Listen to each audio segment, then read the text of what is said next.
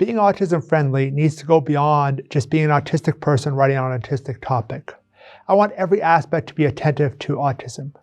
I looked at this in several points in the design and promotion. In recent years, it's become clear that most of us prefer autistic person over person with autism. A recent survey showed that 19 out of 20 who had a preference for one or the other preferred to be called an autistic person.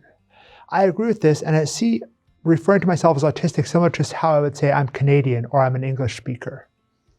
This influenced the title as God Loves the Autistic Mind. And I also use that same identity first language throughout. Second, we need to look at structure. When writing, I intentionally title the parts of each daily meditation quite literally, using simple and direct language. And throughout, I prefer that kind of simple and direct language over excessively flowery and poetic language. Third, many of us have probably heard the adage, if you've seen one autistic person, you've seen one autistic person. We are all quite different.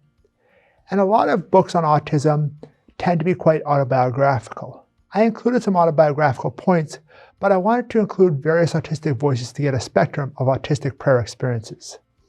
Thus, early in the process, I went out and interviewed a few dozen autistic individuals about their prayer and incorporated their input into the book. Fourth, we can look at the cover itself. When I first talked to the design team, my first point was no puzzle pieces. Puzzle pieces are often associated with autism, but many autistics consider them negative, as they were originally designed to say we're missing a piece or we are puzzling.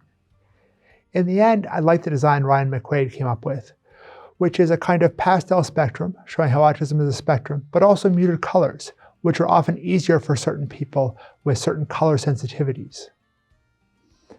Overall, I tried to make this book as accessible to autistics as possible, and the Daughters of St. Paul worked with Ryan and me to make sure this happened. I hope you like it as much as I do.